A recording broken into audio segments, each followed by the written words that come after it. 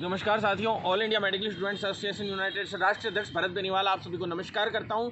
और मैं आप सबसे के बीच में आज शाम को 8 बजे लाइव आने वाला था, लेकिन अभी नहीं आ सकता हूं क्योंकि 8 बजे लाइव इसलिए नहीं आ सकता हूं क्योंकि आज शाम को अभी हमारी 8:15 बजे से मीटिंग शुरू है किसी बड़े वकील से, और सुप्रीम कोर्ट जो है उसमें 80-20 का जो मैटर है उसको हम लेके जा रहे हैं एक तो, और दूसरा प्रमोट वाले मुद्दे को भी बहुत जल्द लेके जाएंगे। लेकिन उससे पहले हम देख रहे हैं कि सामान्य तौर पे अगर हम लोग कुछ करके भी अगर प्रमोट वाले मुद्दे में सक्सेस हो जाएं तो अच्छा है, नहीं तो फिर सुप्रीम कोर्ट का दरवाज़ा भी खटखटाना पड़ सकता है। तो साथियों, मैं आप सभी से ये कहना चाहता हूं कि जिस प्रकार से जो 80-20 का मैटर है, अभी कल ही विज्ञप्ति जारी हुई है एम्स की, जितने भी एम्स हैं काफ़ी एम्स में वैकेंसीज निकाली गई हैं स्टाफ नर्स ग्रेड द्वितीय यानी कि nursing officer staff nurse grade द्वितीय। सिर्फ राजस्थान में अभी उसका पदनाम चेंज नहीं हुआ है। नर्सिंग ऑफिसर की जो भर्तियां हैं, उन नर्सिंग ऑफिसर की भर्तियों में जो अनइक्वलिटी का मामला सामने आया है, जो पहले भी पटना एम्स में और दूसरे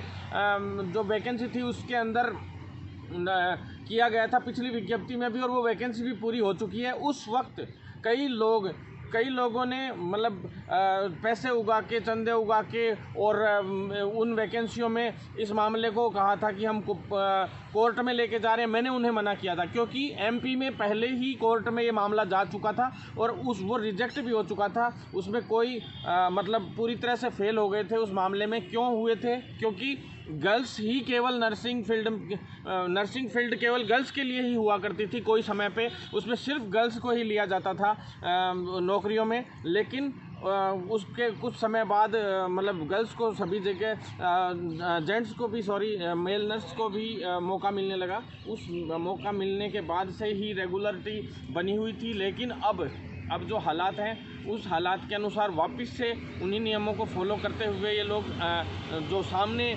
इन नियमों में संशोधन करते हुए वापस जो एम्स है उन्होंने विज्ञप्ति जारी की है और पूर्व की भांति वापस नियम करने की संभावना में है। मैंने पहले भी कहा था साथियों कि 80-20 ही नहीं, 80-20% का ही रेशो नहीं रहेगा। आने वाले भविष्य में केवल गर्ल्स के लिए भी नर्सिंग फील्ड के नए नियम संशोधित होने की संभावनाएं हैं। जिस प्रकार से मैंने पहले ही कह दिया था कि इस प्रकार जो अभी 80-20 का जो रूल है ये बहुत जल्द आने की संभावनाएं हैं, लेकिन मेरी बात पर किसी ने विश्वास नहीं किया। और मैंने कहा था कि लिखित परीक्षा से भर्तियां राजस्थान में होनी बहुत आवश्यक है। केंद्र की भर्तियां भी लड़कों के लिए बंद होने वाली हैं, ये मैंने साफ तौर पे उस वक्त कहा था, आज से 1.5 साल पहले, जब मैंने आंदोलन किया था लिखित परीक्षा से भर्तियों के लिए राजस्थान में, कि जितनी भी भर्तियां सारी रिटर्न एग्जाम पे होनी चाहिए, आरपीएससी के थ्रू होनी चाहिए, अधीनस्थ आयोग द्वारा होनी चाहिए। लेकिन लोगों को केंद्र की भर्तियां चाहिए थी उस वक्त, और मैंने बहुत आग्रह किया लोगों को। आंदोलन की रैलियां निकाली, रैलियों के दौरान हम जबरदस्ती बसों में लोगों को चढ़ाते थे, स्टूडेंट्स को चढ़ाते थे, लेकिन उनको तो केंद्र की भर्तियां चाहिए थी। अब ले लो केंद्र की भर्तियां, लेकिन मैं इसीलिए इस 80-20 मैटर में अब तक नहीं बोला हूं। एक बार सिर्फ हर्षवर्धन जी से मिल के आया हूं। अगर मैं इस भर्ती वाले 80-20 के मैटर में प्रयास करता तो अब तक शायद मैं इसमें जीत हासिल कर चुका होता, हम लोग सभी जीत चुके होते। लेकिन मैं इसीलिए नहीं, मैं बहुत ज़्यादा नाराज़ था केंद्र की भर्तियों की वजह से। आप लोगों ने मेरा राजस्थान की जो भर्तियाँ थी या अन्य राज्यों की जो स्थानीय भर्तियाँ थी, उन भर्तियों में गड़बड़ियाँ होती रही और आप लोगों ने साथ नहीं दिया, इसलिए मैं बहुत नाराज़ था आप लोगों से। लेकिन अब हमें आवाज़ उठानी होगी। अब सभी साथियों के फ़ोन आ रहे हैं, कुछ लोग बहुत ज़्यादा पीड़ित हैं, बहुत ज़्यादा कि कह रहे हैं कि हमने बहुत पैसे लगा के नर्सिंग किए। पहले तो जो ये नर्सिंग की जो 400 दुकानें चल रही थी ना राजस्थान में, 200 कॉलेज जीएनएम की चल रही थी, 200 बीएससी नर्सिंग की, 400 दुकानें चल रही थी ना, जो फर्जी डिग्रियां दिया जा रही हैं और नए नर्सेज पैदा करते जा रही हैं। पहले तो इन दुकानों के खिलाफ कार्रवाई भी होनी आवश्यक थी, लेकिन आप लोगों ने कभी साथ नहीं दिया। मैंने बहुत मुद्दा उठाया, जब पीपीपी मोड पे पूरे इंडिया की मेडिकल फील्ड को पीपीपी मोड पे दिया जा रहा था, तो अब आप लोगों ने चूं तक नहीं बोला। अकेले हम लड़ते रहे और लाठीचार्ज होते रहे, हमारे मुकदमे दर्ज होते हुए, लेकिन कोई नहीं बोला। साथियों, मैं आप सभी से निवेदन करना चाहता हूं कि आप अपने लीडर को पहचानो, कौन सही है कौन गलत है ये पहचानो। आप लोगों से उन एम्स की भर्तियों में या किसी भी भर्ती में आप लोगों से कोर्ट के नाम पे लोग चंदा इकट्ठा कर लेते हैं। आज तक हमने 1 रुपया आप लोगों से चंदे का लिया हो किसी भी भर्ती में के आंदोलन में या किसी भी रैलियों में लाखों रुपए खर्च हो जाते हैं, लेकिन हमने किसी से कुछ नहीं लिया। लेकिन साथियों, फिर भी आप लोग हमें नेगेटिव कमेंट करने के लिए ज़रूर प्रयासरत हो जाते हो, कह देते हो कि कुछ नहीं हो रहा। कमेंट हर कोई कर देता है साथियों, नेगेटिव कमेंट करने में कुछ नहीं जाता, हाथ पे हाथ धर के घर पे बैठे रहते हैं और फेसबुक पे 2 मिनट में कमेंट टेक देते हैं। लेकिन साथियों, इस प्रकार से इस फील्ड का भला नहीं होने वाला है। मैं चिकित्सा विभाग को बर्बाद नहीं होने दूंगा। पीपीपी मोड पे पूरे इंडिया के मेडिकल फील्ड को दिया जा रहा था। जब हमारा लाठीचार्ज हुआ, जहां से लेके दिल्ली तक गूंज गई, पूरे भारत के इतिहास में सबसे बड़ा लाठीचार्ज हुआ। उसके बाद हम लोगों ने जीत हासिल करी और हम लोगों को इस तरह से मुकदमे खाने पे मजबूर मत करो। आप लोग एकजुट रहो। लेकिन जो ये कुछ लोग आ जाते हैं, चंद लोग चंदे उगा के आप लोगों से, और 2 मिनट में कोर्टों में रिट लगाने के नाम पे ये वो, और होता कुछ नहीं है। बता दो कौन सी रिट में क्या हुआ। एक तो कहता है कि जीएनएम बचाएंगे, हम फलाना बचाएंगे, कोई जोधपुर से। अब जीएनएम बचा ली क्या आप लोगों ने? कितनी जीएनएम बचा ली भाई? जीएनएम का तो कोर्स ही बंद कर दिया। अब कहाँ गई बचाओ जो ये संघर्ष समितियां हैं जो हैं जीएनएम बचाने वाली है, वो अलग है। साथियों, मैं आपसे ये नहीं कहना चाहता हूँ, मैं किसी का विरोधी नहीं हूँ। उन व्यक्तियों को भी हमने साथ में लिया था, हर रैली में साथ में लिया था। पिछली बार अकेले आते थे वो लोग, 2 लोगों को भी साथ लेके नहीं आया करते थे। और किसी के खिलाफ पोस्ट डालनी हो, उनसे डलवा लो 2 मिनट में। और किसी दिन मैं उनका इलाज बिठाऊंगा ना, वो किस तरह से कहाँ सरकारी नौकरियों में लगे हुए, हमें सब ध्यान है। मतलब इस प्रकार से आप हम लड़ रहे हैं तो हमारे बीच में टांग मत अड़ाइए, नहीं तो टांग तोड़ने में सेकंड 2 लगाएंगे हम। साथियों, मैं कहना चाहता हूँ आप लोगों से कि जिस तरह से 80-20 का इशू बना हुआ है, उस इशू को हमें सोल्व करना है। अगर हम लोग इसी तरह से आपसी राजनीतियाँ करते रहे तो मेरे हिसाब से ये चीज़ें सोल्व नहीं हो पाएंगी और ये सरकारें फूट डालो राज करो की नीति अपनाती रहेंगी। जैसे एमसीआई ने प्रमोट वाले मामले में अलग से गाइडलाइन जारी करी, क्या ज़रूरत थी भाई? जब Indian nursing council, pharmacy council ने और जो अलग से जितनी भी पैरामेडिकल काउंसिल और इन सभी से जो काउंसिल से जो ऑर्डर जारी हो रहे हैं, तो उनसे सभी काउंसिल्स को अलग अलग ऑर्डर जारी करने की कहाँ ज़रूरत आ गई? आप बताइए। एक मेडिकल फील्ड, एक चिकित्सा विभाग में सभी कोर्सेज में समानता का अधिकार देते हुए और सभी छात्रों के साथ समान बर्ताव करना चाहिए था। ये किस प्रकार का बर्ताव है? एमसीआई है, 3 महीने बाद सोचेगी कि भाई हाँ एग्ज़ाम करानी चाहिए या नहीं करानी चाहिए, प्रमोट करना चाहिए। एक तरीके से उन्होंने 3 महीने का गैप ले लिया बीच में कि भाई माहौल ठीक होगा तो हम करवा देंगे, नहीं होगा तो एक बार के लिए अगली क्लास में प्रमोट कर दिया। क्या प्रमोट कर दिया भाई? आप एक बात बताइए, 2 क्लासेज एक साथ में पढ़ सकते हैं? एक क्लासेज के तो एग्ज़ाम है और आप उससे अगली क्लास पढ़ा रहे हो। कोई पढ़ सकता है ऐसे? कभी नहीं हो सकता ऐसा।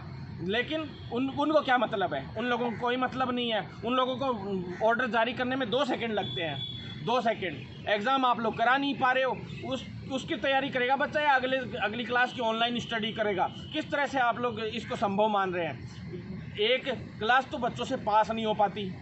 एनएफिजियो, बायोकेमिस्ट्री, रोज़ हर एक में बैक लगती है। फर्स्ट ईयर में स्टार्टिंग में बैक लग जाती है बच्चों के।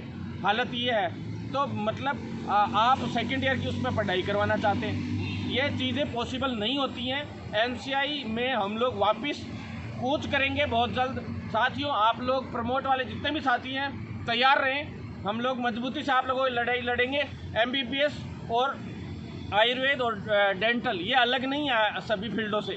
जब नर्सिंग में, फार्मेसी में, सभी में प्रमोट के आदेश जारी कर दिए गए हैं और कई यूनिवर्सिटीज़ ऑर्डर जारी कर रही हैं, कई काउंसिल्स जो स्थानीय राज्यों की हैं वो ऑर्डर जारी कर रही हैं, तो इन लोगों को कहाँ दिक्कत आ गई थी? क्या कोविड-19 का खतरा एमबीबीएस के छात्र को नहीं है, डेंटल के छात्र को नहीं है, या फार्मासिस्ट वाले सुरक्षा कवच पहन के घूम रहे हैं, या नर्सिंग वाले सुरक्षा कवच पहन के घूम रहे हैं कि उनको कभी होगा ही नहीं, उनको कोई वरदान है कि भाई ये अमर रहेगा, ये मरेगा ही नहीं? मतलब ऐसा नहीं होता है। ये सबके लिए इक्वलिटी का अधिकार है और वही इनइक्वलिटी का विरोध हम 80-20 में कर रहे हैं। जितनी भी नर्सिंग ऑफिसर की एम्स की भर्तियां हैं उनमें भी इसी प्रकार से इनइक्वलिटी का मुद्दा है और इस मुद्दे को हम जल्द ही सॉल्व करेंगे। अब तक मैंने इस मुद्दे को हाथ में नहीं लिया था क्योंकि इसमें आपसी राजनीति बहुत ज़्यादा चल रही थी। कई लोग सोशल मीडिया पे अपने आप में हीरो बन रहे थे। आज तक कुछ नहीं किया उन लोगों ने। ट्विटर अभियान ज़रूर चला लेते हैं, ट्विटर अभियान ज़रूर चला लेंगे हमारे भाई लोग घर पे बैठ के। लेकिन दिल्ली के मैंने इस 2 महीने में कितने चक्कर लगाए हैं मेरा दिल जानता है। इतना स्ट्रगल कर रहे हैं उसके बावजूद कोई नेगेटिव कमेंट करने का प्रयास करता है, बहुत गुस्सा आता है और हम उनका एड्रेस ढूंढ के उनका इलाज करेंगे। फिर साथियों, कोई नेगेटिव कमेंट नहीं करेगा, सब एकजुट होकर चलेंगे।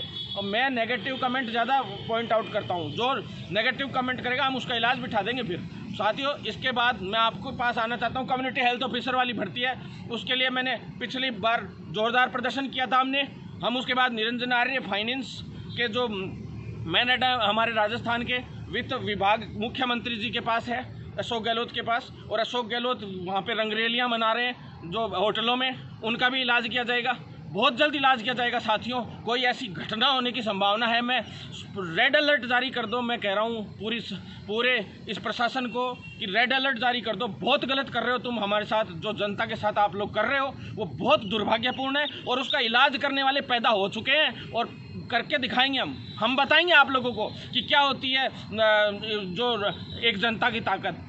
बेवकूफ़ समझ के रख लिया आप लोगों ने। जैसलमेर के होटलों में पड़े हो, कभी यहाँ के फेयरमाउंट होटल में पड़े हो, मजाक समझ लिया जनता को। हमने जिता के भेजा था या तुम्हें वहाँ पे गुप्त एस और 5 स्टार 7 स्टार होटलों में ऐश करने के लिए भेजा था? साथियों कुछ नहीं है ये सब नेता कुछ नहीं है, इनका इलाज करेंगे बहुत जल्दी, लेकिन पहले ये इश्यूज सॉल्व हो जाए धीरे धीरे। और 14 तारीख से 14 अगस्त से विधानसभा का राजस्थान में सत्र शुरू हो रहा है, और 15-16 की 2 दिन की छुट्टी है। 17 या 18 को हो सकता है विधानसभा घेराव करना पड़ सके या कुछ भी करना पड़े। हम इन नेताओं को सबक सिखाएंगे, क्योंकि हमने इनको वोट देकर भेजा है। 5 स्टार और 7 स्टार होटलों में मज़े करने के लिए नहीं भेजा है साथियों।